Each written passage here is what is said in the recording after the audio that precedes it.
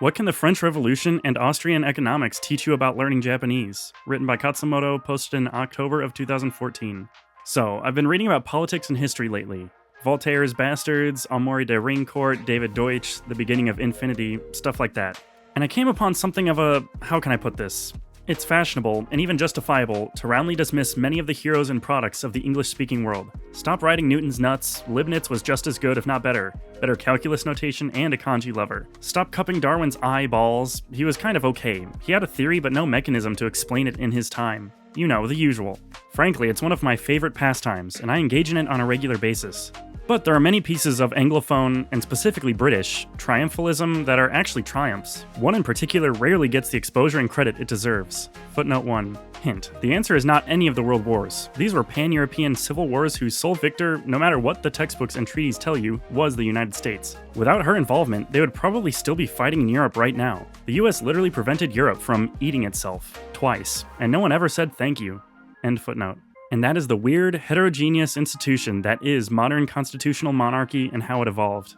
I don't know enough about the topic to actually discuss it intelligently. I don't have the vocabulary or background knowledge, so I'll just tell you that this applies to learning Japanese. It's basically the whole starting dirty idea, just expressed using political and economic metaphors rather than biological ones.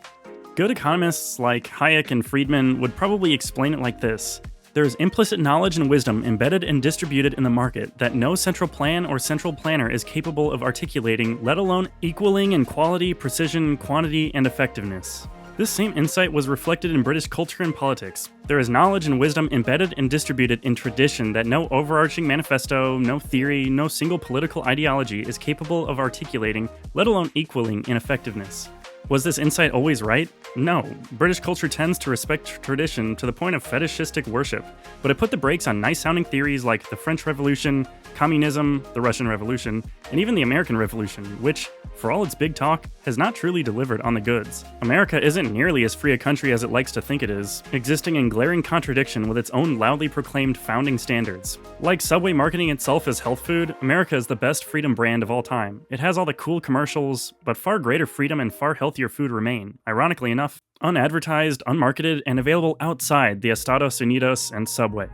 The British Constitution is unwritten. You can't find it anywhere, any more than you can find your blood. It's all over the place. There's the Magna Carta and a Bill of Rights of some kind somewhere, but as I understand it, it's mostly just implicit, precedent and all that. Or so I'm told, I don't know.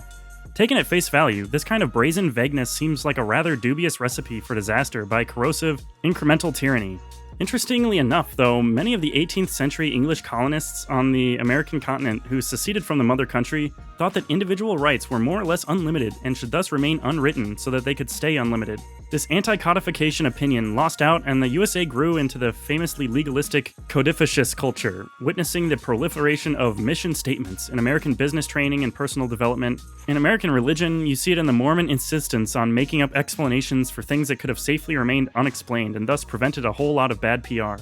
Since we're here, this isn't a put-down of all things American. The truth is that America, like Rodney Dangerfield, gets no respect, even from Americans, and when it does get respect, it gets them for the wrong reasons. Freedom it doesn't have, interethnic harmony that only exists on television, and a nationhood built on a foundation of, what's the word I'm looking for? Oh yeah, genocide. Footnote 2. You could say the same thing about Australia as well, and that's also a constitutional monarchy or crowned republic, so this whole silly article becomes moot. End footnote. American marketing techniques and personal development literature are by far the best in the world.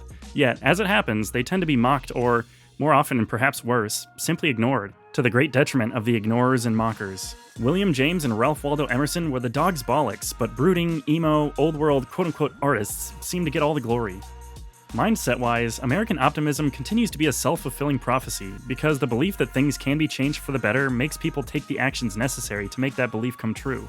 Many countries have more entrepreneur-friendly laws, better infrastructure, gorgeous weather, and a better educated populace, but Silicon Valley is still in California, in no small part because that's where you're allowed to believe in ridiculous things and act out those beliefs during the day, while sober, using real tools and money. And here's where it gets crazier. If you mess up, it's a good thing and you just try again. This optimism, combined with an almost talismanic reverence for America's founding documents, produces a steady stream of John Browns, Ralph Naders, Martin Luther Kings, Larry Flints, and countless other entrepreneurs and true believers, ready and eager to bring the documents to life. So there's that. As for marketing, whatever their artistic shortcomings, Hollywood movies are the best sold in the world. A great deal of thought and skill goes into making them make money, and the lack of cognizance of and respect for this fact only underscores the intellectual laziness of intellectual snobs. It's childish, not childlike, which would be good, just bratty, to expect a movie to sell well simply because it deserves to. By that logic, my mother's orange peel chocolate cookies should be the most popular food in the world, but they're not. McDonald's, okay, rice, but whatever, is. And crap product notwithstanding, McDonald's marketing, distribution, and quality control systems are massive achievements of human thought, footnote 3, and animal cruelty, so yeah, awkward, end footnote. Deserving of measured respect and admiration. You try making billions of servings of food always taste the same and not instantly kill people. Plus, be honest, do you really want to see some sad, artsy French film with no plot and no closure? Really, bro? Really? Where were we? Oh yeah, learning. Sorry, getting used to Japanese. The thing about Marxism, the Communist Manifesto, the French Revolution, all these things, is that they seemed so reasonable, so logical, so cogent, so well-structured, so linear, so obvious, so architectonically beautiful, edifices of the mind. Had I been alive in the right place and time, I would have fallen for and gotten behind every single one of these ideas. Footnote 4. No contest. Liberty, equality, fraternity versus despotic, blingy, inbred monarch. Are you kidding me? End footnote. But they were all wrong. Very badly wrong. Why? Because for all their superficial complexity, they were rather crude and blunt and simplistic. They were all straight lines and rectangles, no circles, no curves, and definitely no fractals. No fuzzy bits, no warmth, no character, no squishiness, no personality, no soul. Sort of like replacing all the plants in the world with well-drawn pictures of plants. Footnote 5. Ironically, of course, Marx was a big fan of Darwin. He saw communism as a societal evolutionary theory and wanted to dedicate Das Kapital to Charles, but Darwin was like, I just want to be friends, man. End footnote. To put it unoriginally, life is organic. It's crooked, cyclical, elliptical. It doesn't like your neat little boxes and categories. It sprouts weeds through your perfectly paved concrete. It doesn't make Euclidean shapes. It's chaotic in the Lorenzian sense. It refuses to be tamed, to submit to your dictatorial, top-down, Soviet Harvard rationalism. Your Japanese learning methods, to work well, need to reflect life's organic nature. The temptation is and always will be to make violent changes. Not bold changes, those are good.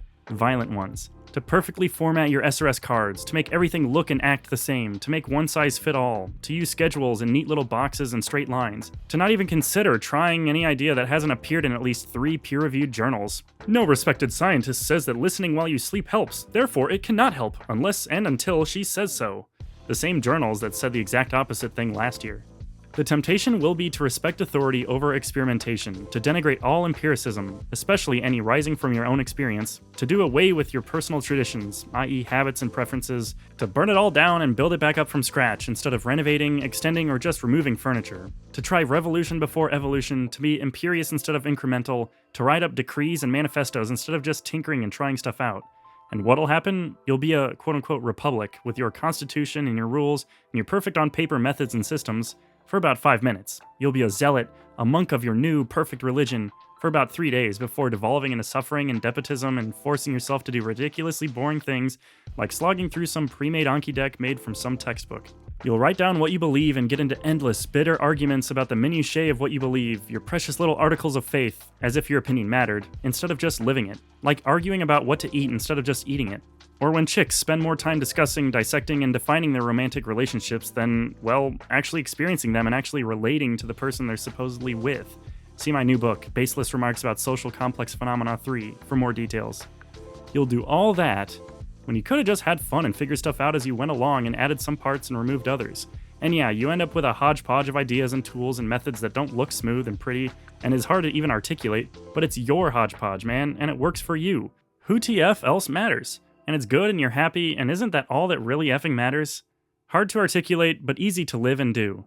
The funny thing about constitutional monarchy is that it wasn't planned out from the beginning, if at all. It's the result of a lot of winging it, a lot of fighting and arguing and pressuring and complaining and compromising. Footnote 6. Even now, some people see it as merely an unfinished Republican revolution, vestigial despotism, instead of the accidental, clever, and sophisticated separation of powers that it is. Spain actually reinstituted CM after shedding its fascist dictatorship. Then again, Italy had a fascist dictatorship with CM, so you're literally witnessing everything I just said contradicting itself. Just to confuse things even further, Switzerland's a republic and it runs like clockwork. End footnote.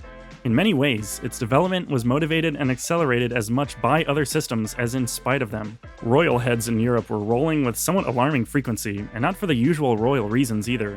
Colonies were seceding, and things did get ugly. In short, it's the result of a lot of trial and error, a hodgepodge. Footnote 7. As like our cells, quote, several key organelles of eukaryotes originated as symbioses between separate single-celled organisms. Mitochondria and plastids, for example chloroplasts, and possibly other organelles, represent former free-living bacteria that were taken inside another cell as an endosymbiont around 1.5 billion years ago. Quoted from Endosymbiotic Theory on Wikipedia. End footnote. It's like a 900-year-old house with fiber optic internet access, indoor plumbing, modern insulation, wall-to-wall carpeting, double-glazed windows, and, of course, electricity. It's warm and alive and clunky. It sounds terrible as an idea. It looks terrible on paper. Surely a brand new house, a brand new world, designed and built from scratch would be better. Supreme hereditary authority that can't be exercised? WTF? But it works well. And not despite how messy it is, but because of how messy it is. Footnote 8. Arguably by placing absolute power beyond the reach and use of any human being. You have to be born into it to have it, but you can't use it if you do. End footnote. If you've been paying any attention at all, you'll have noticed that the whole story I've just told is riddled with plot holes, even more so than usual. I can't even make fun of Stargate SG-1 anymore, that's how crazy it's gotten. I don't really know what the truth is, or what the right answer is. Maybe the truth is more a matrix than a point, more of an inequality than a single value. Here's an attempt. An essay within an essay. It may well be the case that it's not the constitutional monarchy that is a good idea per se, but that the fact of phlegmatic, gradualist, one step at a time, slow down, we're in a hurry mindset that produces CM is. And so, CM is just a surface manifestation of a deeper good idea. CM is the bowl, but the real idea is the emptiness, the negative space that the bowl produces, objective and subjective freedom. AJATT isn't a good idea. It's just a vessel, a bowl. The real idea is, let's just try stuff out and keep trying stuff out, and whatever works, works, and whatever doesn't, doesn't. And there's nothing to agree or disagree with, to believe or disbelieve in, because you can't agree with nothing any more than you can successfully punch water. Or whatever hackneyed, deep-sounding metaphor you can come up with. Whatevs. The real idea is the emptiness, the absence of a fixed idea, the openness to experimentation. Anyway, hard to articulate but easy to live and do. Kevin Kelly calls it protopia. Deutsch, if I recall correctly, calls it perfectibility, but distinguishes it from the rationalista kind that produced so many failed utopia. The idea is not that you or your situation will ever be perfect. The idea is that you can keep improving indefinitely, keep getting even more and more awesome. All your current problems can and will go away, replaced, mind you, by newer, better, higher, and higher quality ones. History has spoken. Pick your path.